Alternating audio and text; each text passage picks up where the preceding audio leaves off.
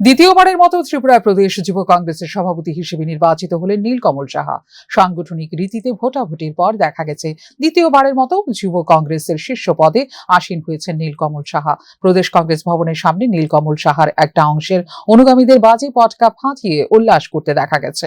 এছাড়াও দ্বিতীয়বারের জন্য এই দায়িত্ব প্রাপ্তির পর বিভিন্ন স্তরের কর্মী এবং নেতৃত্বরা নীলকমল সাহাকে শুভেচ্ছা সহ অভিনন্দন জ্ঞাপন করেন। নিজের প্রতিক্রিয়া দিতে গিয়ে নীলকমল সাহা বলেন,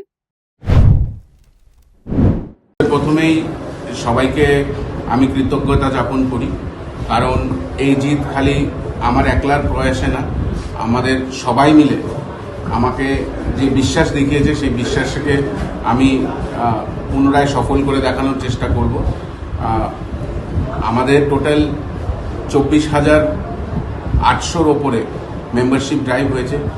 জঙ্গল, পাহাড়, শহর, সমতল চারিদিক থেকে মানুষ সমর্থন করেছে এবং আমি সেই সকল মেম্বারদেরকেও যারা নতুনভাবে নিযুক্ত হয়েছে কংগ্রেস যুব কংগ্রেস দলে, তাদেরকে আমি সম্মান জানাই এবং আগামী দিন যুবকদের স্বার্থে লড়াই যেন আরও বৃহত্তর স্তরে আমি নিয়ে যেতে পারি, তার জন্য আমি সকলের কাছে কৃতজ্ঞ।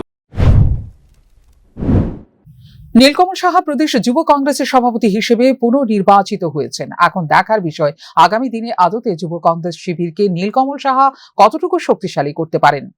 ফিউরো রিপোর্ট, নিউজ নাও।